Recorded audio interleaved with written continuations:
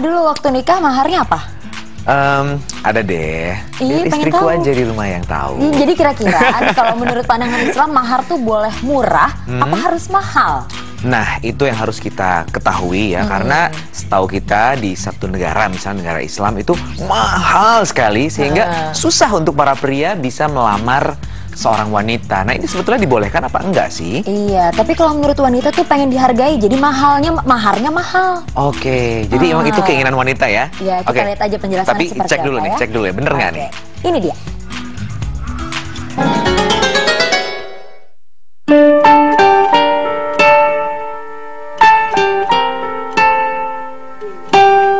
Mahar atau mas kawin dalam Islam.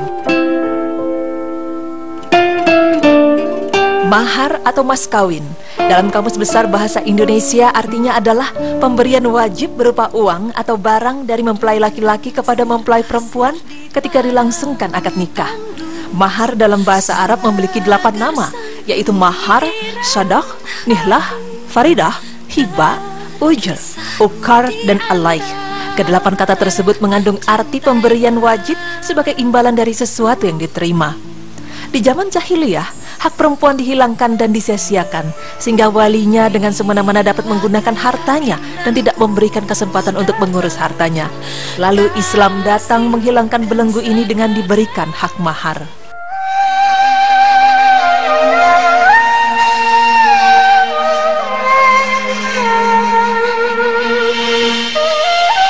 Dalam tradisi Arab, sebagaimana yang terdapat dalam kitab-kitab fikih, mahar meskipun wajib, namun tidak wajib diserahkan saat berlangsungnya akad nikah.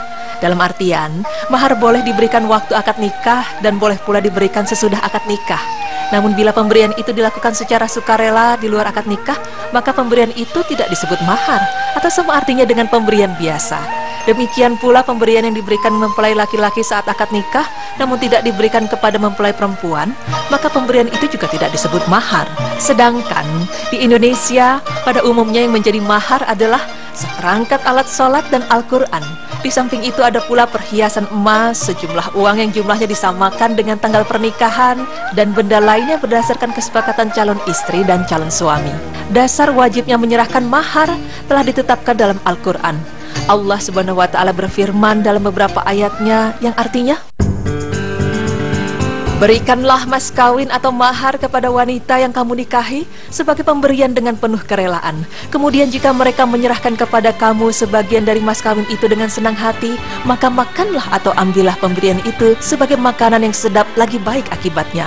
Quran Surah An-Nisa ayat 4. Dan jika kamu ingin mengganti istrimu dengan istri yang lain, sedang kamu telah memberikan kepada seseorang di antara mereka harta yang banyak, maka janganlah kamu mengambil kembali daripadanya barang sedikit pun. Apakah kamu akan mengambilnya kembali dengan jalan tuduhan yang dusta dan dengan menanggung dosa yang nyata?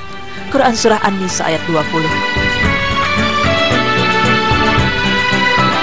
Bagaimana kamu akan mengambilnya kembali, padahal sebagian kamu telah bergaul atau bercampur dengan yang lain sebagai suami istri, dan mereka istri-istrimu telah mengambil dari kamu perjanjian yang kuat.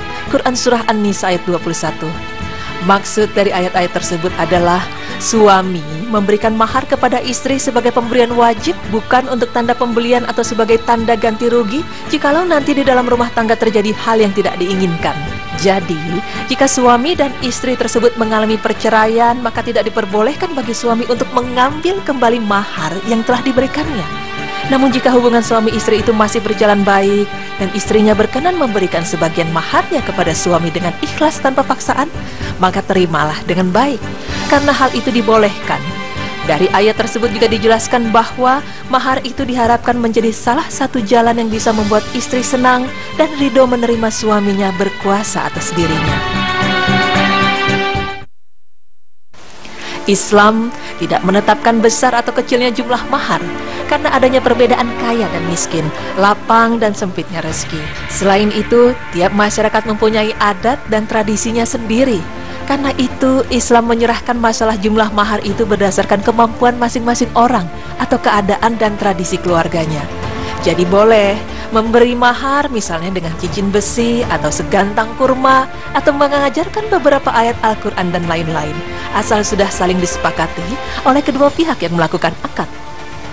Rasulullah pun pernah mengatakan kepada seseorang yang ingin menikah, berilah maharnya sekalipun berbentuk cincin dari besi. Hadis riwayat Bukhari, Muslim, dan Ahmad bin Hambali. Dari Amir bin Rabi'ah bahwa seorang perempuan Bani Fajarah dinikahkan dengan mahar sepasang sandal. Lalu Rasulullah SAW bersabda, apakah engkau relakan dirimu dan milikmu dengan sepasang sandal? Wanita itu kemudian menjawab, iya. Lalu Nabi membolehkannya. Kisah itu terdapat dalam hadis riwayat Ahmad, Ibnu Majah, dan Tirmizi. Adapun mahar yang diberikan kepada calon istri harus memenuhi syarat-syarat sebagai berikut. Harta atau bendanya berharga.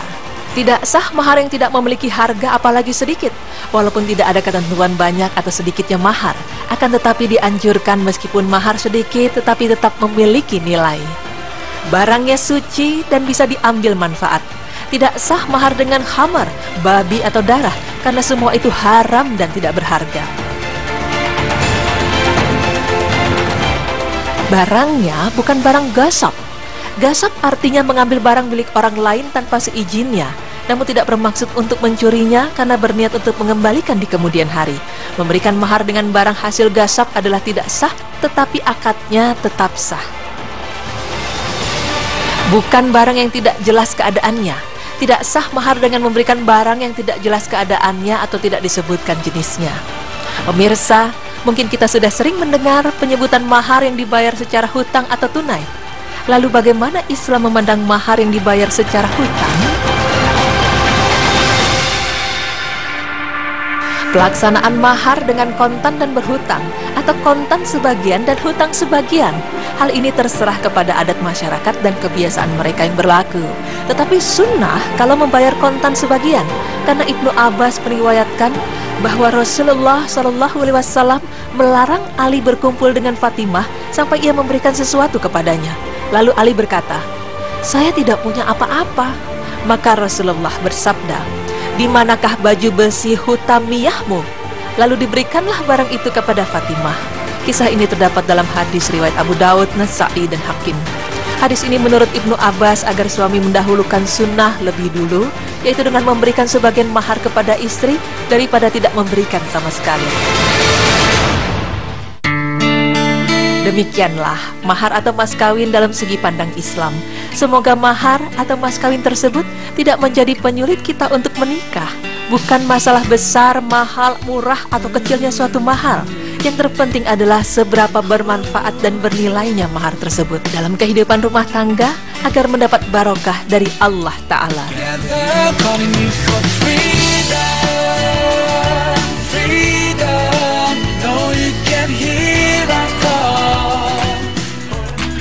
Oh, jadi sebetulnya mahar itu tidak dinilai dari besar kecilnya, mahal murahnya, tetapi seberapa besar manfaatnya ketika barang itu diberikan. Iya, dan yang pasti mahar itu mutlak milik istri ketika sudah ijab kabul. Betul ya. sekali. Tapi kalau misalnya nanti istri pengen memberikan separuhnya ke suami, nggak masalah. Tapi harus dengan konsekuensinya ikhlas, sukarela memberikannya. Betul sekali, dan tidak boleh ngutang ya. Kalau misalnya dibayar separuh-separuh boleh. Cuman kayaknya tunai aja lah ya, lebih enak pada saat ijabnya itu seperangkat alat sholat atau apa gitu ya, dibayar tunai. Kan keren. Betul. Kalau misalnya dibayar ngutang, wah semua kaget dong ya. Iya, gitu. Dan kalau tunai juga kan nggak ada beban. Iya, selesai betul. Semuanya, karena juga tadi dijelaskan kan tidak masalah mahal atau murahnya, tapi yang penting ikhlasnya. Betul, kan semua sudah diatur ya, tidak disulitkan ya. Semuanya dipermudah, tinggal kita ikuti aja ya. Betul. Pokoknya segala sesuatu menuju kebaikan, ibadah pasti akan diridhoi Allah Subhanahu wa taala. Amin, insya Allah. Amin. Nah, kemarin itu kan kita pernah bahas tentang Rasulullah makan dengan satu perut. Itu maksudnya apa ya? Saya juga belum terlalu paham ini sebenarnya apa. Kita lihat aja langsung. Nah, jangan kemana-mana, tetap di Berita Islami Masa Kini. Allahu Akbar.